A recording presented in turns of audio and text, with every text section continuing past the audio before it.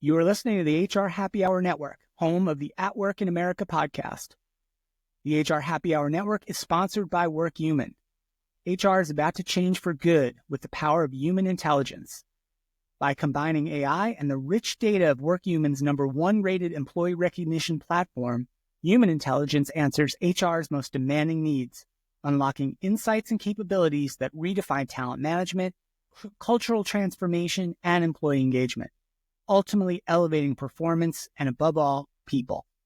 The future of HR has arrived. Will you and your company be a part of it? Learn about human intelligence at workhuman.com and join their force for good. This episode of At Work in America is sponsored by Paychex, one of the leading providers of HR, payroll, retirement, and insurance solutions for businesses of all sizes. Are you ready to crush the year ahead? The 2025 Priorities for Business Leaders report from our friends at Paychex is here, and it's packed with insights from 600 companies on how to drive growth and get ahead. This isn't your average data dump. It includes actionable strategies on everything from attracting new hires to improving employee retention, managing HR compliance, and leveraging technology to stay competitive. If you want to stay ahead of the curve and tackle 2025 with confidence, download the report today at paychex.com/AWIA. That's paychex.com/AWIA. It's free, it's insightful, and it might just give you the edge you need. Thanks for joining us.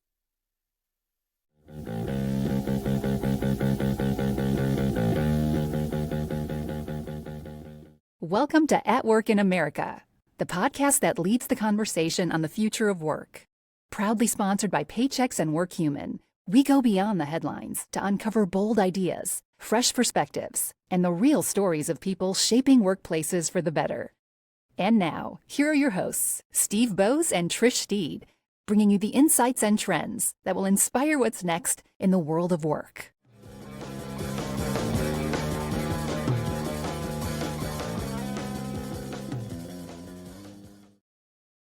Welcome to the At Work in America show. My name's Steve Bose. I'm with Trish Steed. Trish, how are you? I'm good. How are you doing? I'm great. I'm very excited today. I love doing the show, Trish, and I think one of the best parts of this show of the last few years is we take a really expansive approach, right, to the subjects that we cover, the guests that we welcome. And we're talking about a super important topic today, one we've never covered before. And quite frankly, I can't wait to dive into. Me too. Yeah, I think when we're trying to do things where we're more broadly thinking about how organizations or individual employees can experience different things in the community, this is one that obviously should be familiar, but we need to know more about it. Yeah, so let's dig into it. We're going to be talking with Gavin Portnoy. He's with us. Gavin, hello. Good morning. As the case may be, we're recording this in the morning. How are you? Hey, Steve. Hey, Trish. Thanks for having me on.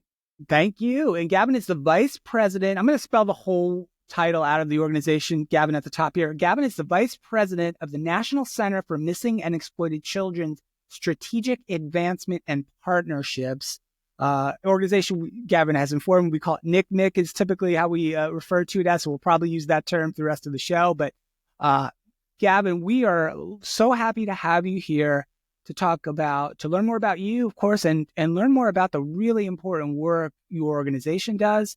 And then how organizations that listen to the show and business leaders who listen to the show can get involved as well. So, Gavin, first off, let's learn a little bit more about you and, of course, the organization, the National Center for Missing and Exploited Children, and their mission. Yeah. So again, thanks for having me on. We're a very important organization, in my own humble opinion. We actually just celebrated our 40th anniversary here last year. So just really, really exciting that we're here. You know, we like to say that we're here for all families. We would like to not remain a secret. We want people to know we're here. If God forbid something happens to your children, you know where to turn. But we also know prevention is the best medicine. So making sure parents are aware of the real world and online dangers that kids face every day. I am the vice president of basically the communications team here at the National Center. I come to you via a long background of television producing. I like to say I'm a recovering television producer. Nice. Most notably worked with John Walsh on America's Most Wanted for about a decade. Those who may know a little bit about the National Center for Missing and Exploited Children, it is John Walsh's charity. He and his wife, Reve, co-founded it 40 years ago after the tragic kidnapping and disappearance of their son, Adam. Adam was later found murdered. They turned that grief that they had into this incredible organization that we have here today. As of now, we've helped recover over 400,000 missing kids. Wow. Our hotline has received over 5 million calls, helping families and law enforcement recover missing children, deal with issues of online sexual exploitation of children. And our cyber tip line, we actually just celebrated our 20th anniversary not too long ago as well. And the cyber tip line is just, people who knew us back in the day, we were the missing kid, the milk carton organization. And that has been flipped a little bit. Now, just with the dangers online, the cyber tip line really, missing kids are still a very important issue that we'll talk about, but online protection and protecting your kids online is more important now than ever. In 2023, we're still crunching the 2024 numbers. It was such a big year. But in 2023, we had 36 million reports to NCMEC cyber tip line. So, it is really important that we're the clearinghouse of these missing cases and of these reports, getting that information out to law enforcement to help bring these kids home. But I always like to say that what we want to do is really flip everything on its head. We want to really be the preventative organization. We would love to put ourselves out of business, to be honest with you. Unfortunately, we don't live in a world where that is going to happen any day soon. We're here for families. We're here for kids. We're here for law enforcement to really help protect children no matter where they are.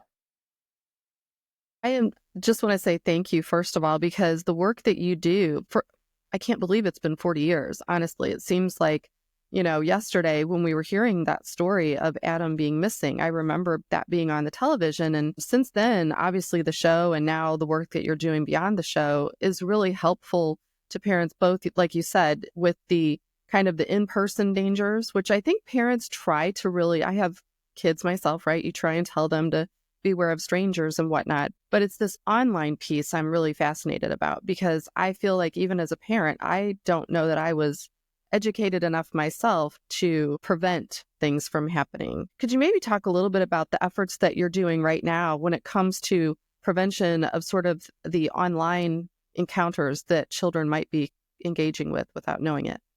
Yeah. I'll just play off of one thing you just said before I get into the prevention piece. You're exactly right. I think a lot of parents still prioritize the real world safety. And we all kind of grew up, especially people who are parents now, kind of in the era of like, beware the white van. And the reality is the white van is now in your pocket. It's in your living room. Wow. Via technology. So, we're really trying to flip that. And that does drive a lot of our preventative resources that we're putting out there. We have a number of programs starting as young as kindergarten for children.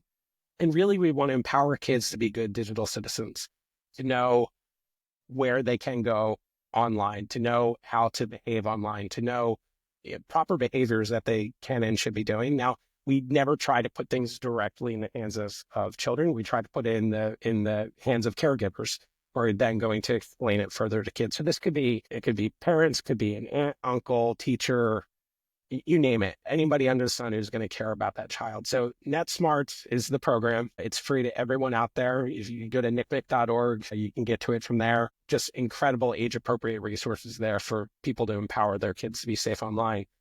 Where we're seeing the most problems, though, are older kids. Teens that have access to devices and to the internet. And, there was a time where they obviously didn't have access to this stuff, right? But now, just with technology being as prevalent as it is, they're getting their hands on devices younger and younger and younger. And we're seeing kids be, the term for the abuse that we're going to talk about here today is online enticement. So we're seeing predators go out of the woodwork to try to entice kids to share imagery with them online. Over the last 3 years, we've seen a 300% increase in this particular crime. So all that to say, and there could be super devastating consequences just from that, right? Not, I mean, up into, sadly, leading to some poor kids, children, even committing suicide over it, right? It was just a story I saw on the news that this happened very recently, where a child had gotten coerced into sending some images, and then the blackmailing started, an awful outcome. Yeah, we've seen some cases of that where it's within hours. So we have, there's one case that comes to mind. I won't say the victim's name, but child said goodnight to mom and dad, went to bed, was texting on their phone, ended up sending an image, being coerced to send an image. And it's happening more to young boys, which is interesting here. The case I just heard about what happened to be a young boy. Yeah. So I'll get into the prevention program in a moment, but what they end up doing is they share the photo, and next thing they know, they're being told, if you don't get me money via a gift card or something of this nature within the next X amount of time, I'm going to distribute your image to everyone you know, or to your school, your classmates, your sports team. And these kids get desperate. And, some of them end up giving the money, but we've seen quite a few cases where kids are committing suicide as a result of this. So, I mean, it is absolutely terrifying. I think it's every parent's worst nightmare. Just into what the prevention program that we created out of this. Again, we do have age appropriate resources that talk about this at a younger age, but the one that we created that's a little bit older is called No Escaper. And what we did is we poured over all the cyber tip line reports we had that kind of met this criteria of online enticement, specifically sextortion, over the last couple of years. And we created a story that was based on those real cyber tip line reports.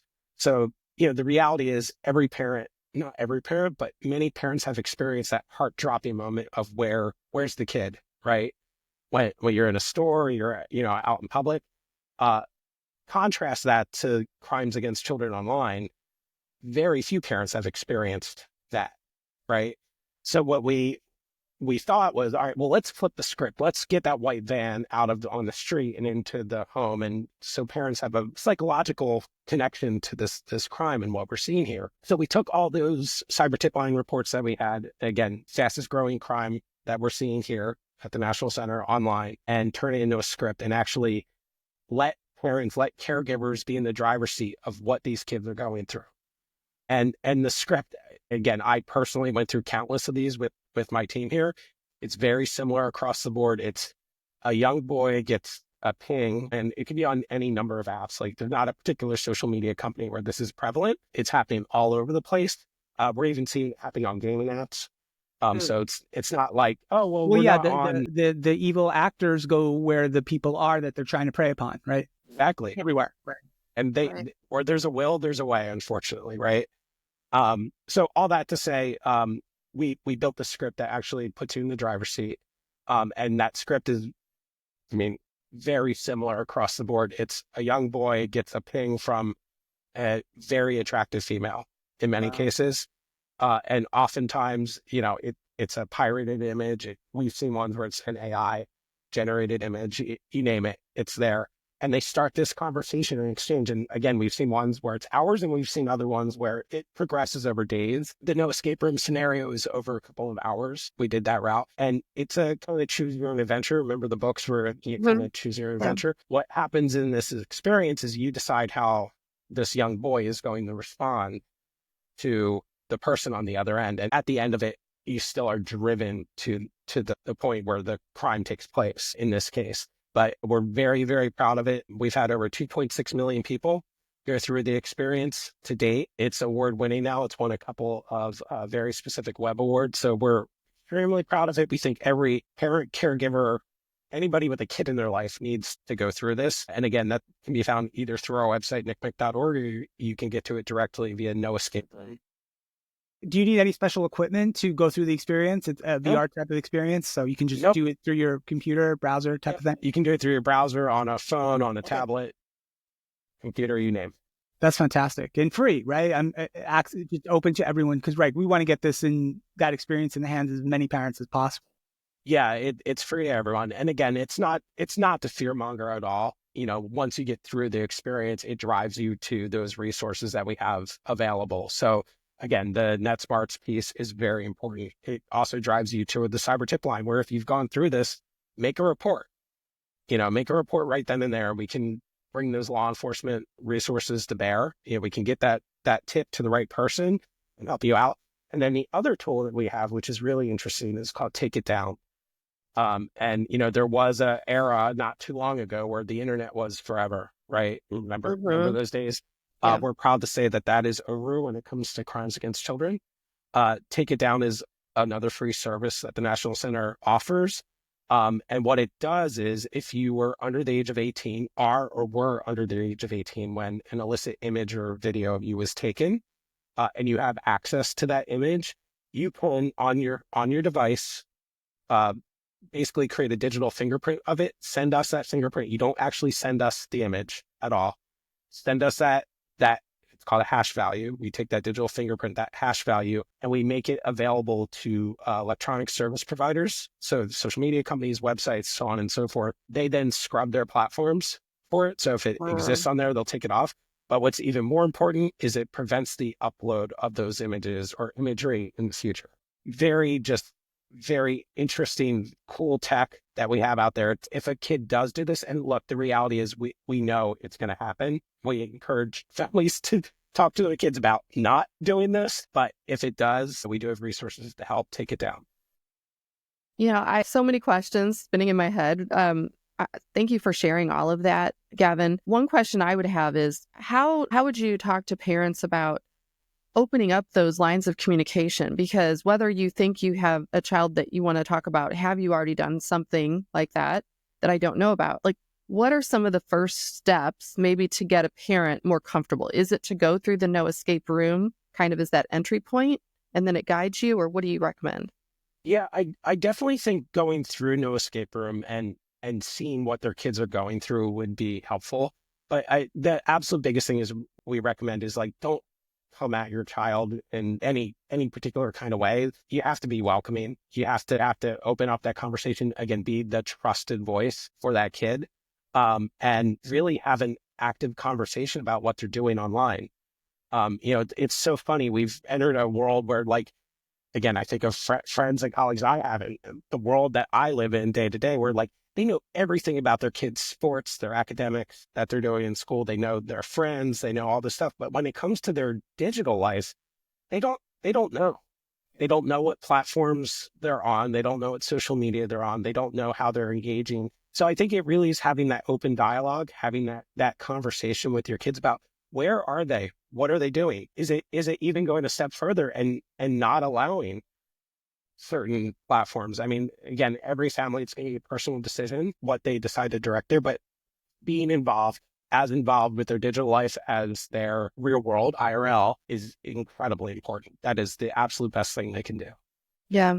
Can the technology where you mentioned being able to scrub it from places on the internet if your child's photo has been uploaded? I heard recently on the news there are cases now using AI where it could be just a photo with clothing on, and they're sort of generating a fake image. Does that include photos like that of your child as well? Yeah, essentially, if you have an image of your child that's illicit in any way, Okay. it'll work in that regard. You did just bring up a really interesting point. I don't mean to like go down another bunny hole, but no, that's fine. Sextortion is the quickest rising thing that we're looking at. Right on the tail of it is AI. Yeah. What you just referred to, and there's a couple of different names for it out there, but they're kind of called nudify apps. That is just, it's the scourge of the earth, to be honest with you. In many ways, it's more sinister, Gavin, right? Because it requires your child not to do anything wrong at all, right? Right. They're just existing in the world, and someone else has just decided to take advantage of that, right? Yeah, we've seen some cases where some families are just hyper vigilant. They don't have any digital footprint. Their children are not on social media. Their images are not out there. And a boy in a school took a picture and put this young girl through one of these apps and then distributed the imagery throughout the school. And like the reality is like that's becoming something that we're extremely concerned about here. I will say also the deepfake, the generated imagery, we call it generative artificial intelligence, the GAI imagery that's coming through, it's gumming up our system. So just in 2023, again, we're still crunching 2024, we had 4,700 of these images come through our system. And in some cases, there was a time not too long ago where AI, you looked at it, it was like, oh, that's fake, but it's quickly getting to the point where it's unrecognizable from real. So this is tying up our analysts, our resources here, and then in other cases, law enforcement. So we don't actively act on, let me rephrase that. We don't go knock on doors here at the National Center. We provide the analysts, the analysis to law enforcement. They go and they proceed with justice, if you will. Gums up their resources, opportunities. I mean, it really is just terrifying. So that is another thing. Like, we're mostly seeing young boys use those apps, like, parents being involved and telling their children the difference between right and wrong when it comes to some of these things. And then, of course, like there's whole other lines of advocacy that you can go down when it comes to the allowance of these things to exist. Yeah, I think as parents, you can only warn your children of what you're aware of. So to me, the first step in what you're offering is really making the parents more aware so that you don't have to be judgmental, right? After the fact, you're able to educate yourself first so that you can be that trusted source for your child at whatever age, right? Exactly. When you're sort of crunching these numbers, are you seeing that it's typically strangers to the student or to the child, or is it often someone they know, whether that's a fellow student or whether it's an adult they know? It's still very, I'm sorry to cut you off. It's still very much an emerging trend, but what we've seen in the cases that we do know about it's often a classmate or somebody that they know. Someone they know. That's doing it. And the other thing is being very, we need communities to be active about this. What's happening in some of these cases is, for a number of reasons, the family that has the image taken or distributed doesn't want to make a big noise about it. Right. For obvious reasons, right? And then conversely, you have communities where, perhaps the school board or the leadership of a community doesn't want it to get out that they've got this problem. So I think, having people be willing to speak up and really get their voices out there about this problem does mean a lot. We're currently in talks with a couple of families that have been through this. There's a couple that they're mad that this is happening. They're mad that the apps are allowed in the first place. They're mad that kids are using them to hurt their children. You'll see over the next, I feel like coming year, you're going to see some legislation that directly targets this problem. And you're going to see advocates, including come out and, really have a strong opinion about what's out there and how it's being used. Yeah, and this is a perfect example of, look, I'm for freedom of speech and the free open internet, et cetera, like we all mostly are, but this is a perfect example of, hey, some regulation is certainly in order here to protect children. If, that's what this is about, right? I can't imagine why anyone couldn't get behind that, right? And so hopefully that will happen, Gavin, this year. Hope so. Yeah, there's a couple in the pipeline right now, again, legislatively, that I think will make a big difference in this. Again, but I really look at the advocates in the communities also to just be loud about this. And again, Trish, I think you hit it perfectly. Parents need to know about these issues. I think it was a lot easier probably to be a parent 20 years ago than it is now. But again, time is relative. Another really easy way, I know I'm like throwing out all these websites and things, but like if you just follow NCMEC on social media, so at NCMEC, if you name the channel, we're there. TikTok, Twitter, X, sorry. All the meta platforms, we're there. And what we're doing is, as we see trends, we're not waiting weeks, months, years. As soon as we see something, I still remember when the analyst here told us about this extortion crime, started piecing together, like started seeing the online enticement trends, connecting the dots that there was a lot more of this than she thought. We had content out within weeks that we were able to identify it. So we identified the trend and we started putting prevention messaging out there right away. So please follow us and, get involved in your community and make sure you know what your kids are doing online. Yeah. I do have a question, kind of, if we flip it upside down a little bit. So what if you are the parent maybe of a teenager, right? And it's not so much what's being done or asked of them. What if you want to make sure your child isn't asking for pictures or something of another student? Because I know at that age, they don't realize they're committing a crime. Is there any guidance on the site for how to have those discussions with your teen to make sure they're not exploiting someone else, like unintentionally? Yeah, all those talking points are up there. That's included on the website. Yeah. So again, both ways. It is a two-way street, Trish. Yeah. You hit that nail on the head. Yeah, the ways to have those conversations with your child at an age-appropriate level. Yeah. All that stuff is up there.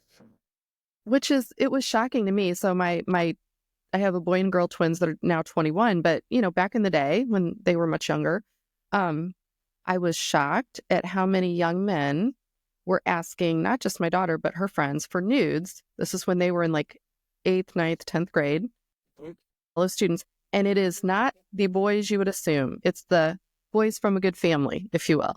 So I think as a parent, like here, I had a son, I immediately went to him and I'm like, hey, like, right, you have to have this conversation. But I wouldn't have never thought that until I started seeing it happen. So I love that you're sort of seeing these trends bigger picture and sharing that out with parents, because that way you're not waiting till something's being asked of your child, right? You're sort of being that proactive parent. Maybe talk a little bit about how organizations can help spread this awareness and spread the word about the resources, because I know that's something that as business leaders, we love to be able to help our employees, right, when it comes to resources they need. Yeah, there are a number of ways that organizations, companies, other nonprofits, you name it, can get involved with our mission here. The first is really just get involved, share those resources with your staff. Everything really is kind of bite-sized content that you can share with, again, from an HR level. For business trainings, we have a free online training portal called NCMEC Connect, where, again, appropriate resourcing for parents all the way up through professionals can go there to basically learn more about how to protect kids in their communities. Again, 100% free. So getting involved in that way. Sharing our social media accounts I know it sounds simple and everyone's like, come on, like you want us to follow another company. But the reality is, if you follow NCMEC, what will happen is if there's a missing child within your area, every single missing case that comes to the center is distributed, geo-targeted. So we're not blanketing the whole country every time there's a missing kid, but we're sending those via social media so people can be aware of where kids are missing in their community.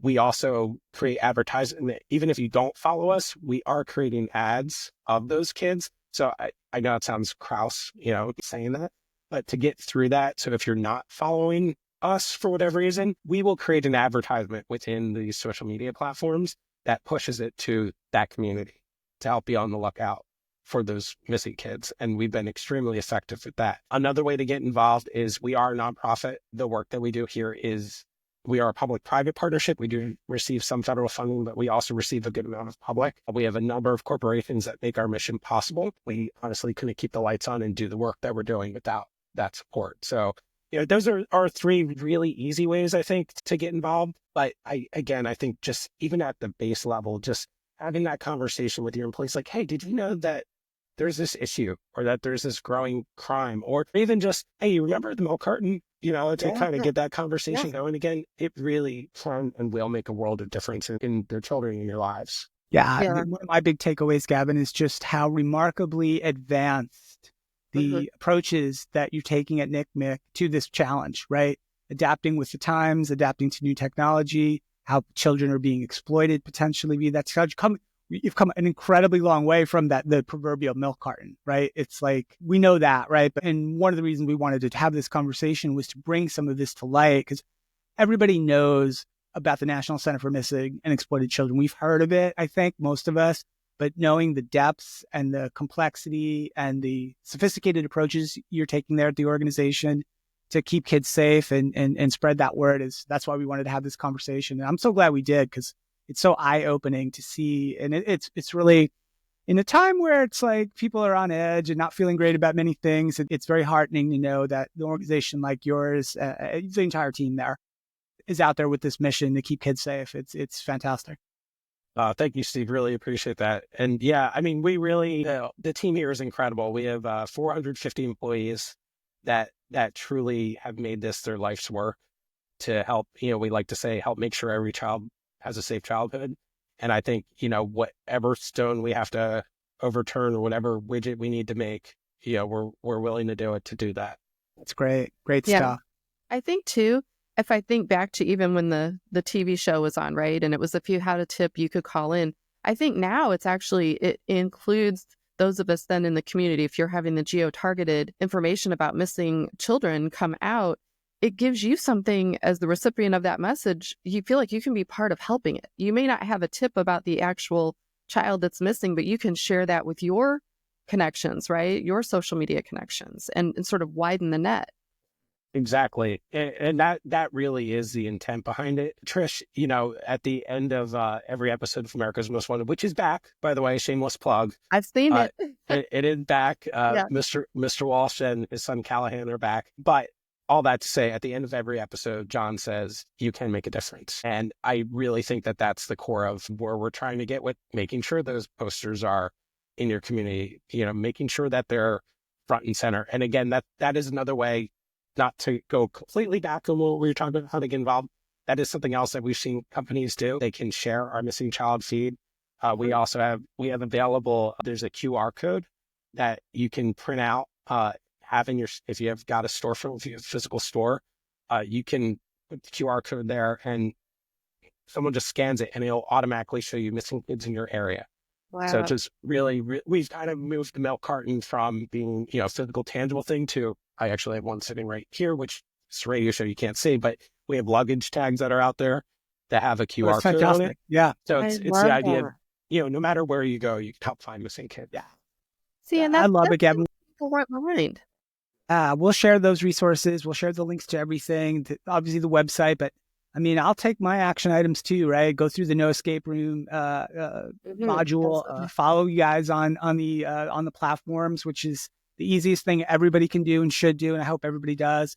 And get involved. And if you're a business leader, an HR leader, wants to kind of looking for ways to be more involved in your community and support people in your community, and in fact, support children in your community, get in touch with NCMEC and see how you can get involved more deeply. I think it's a great.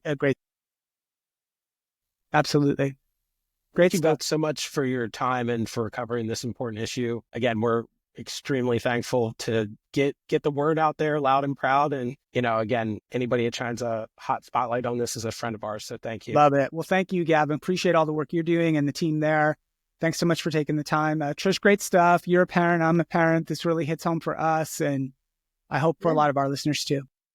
Yeah. And I think too, even though it's obviously focused on children, I mean, it could even be older children, right? Children in college, children that are still maybe needing to learn some of these things. So I plan on sharing it with all of the college age kids that are in my circle, just so that they can go take that training as well, because they will either need it currently or be parents. They'll be parents, right? So sure. Yeah, I think also if you have a student, please share it with them and have them go through the training. Yeah. Great stuff. Okay. I love the conversation, Gavin. We appreciate your time today. Great stuff. We'll share all the links to all the resources Gavin mentioned. And again, thank you so much. Great to see you. And thanks for joining us today. Thank you both. Okay. Trish, thank you. This has been a great show. I love what we're doing here at Outwork in America in 2025. So we're going to keep it up all year long with great shows, great content, and to try to help make the world of work a better place and really just help each other out, right? I think that's really the bottom line. So thank you. Thanks to our friends at Paychex and WorkHuman for all their support. Thanks for listening. My name's Steve Bose. Remember to subscribe anywhere you get your podcasts. Thanks for listening, and bye for now.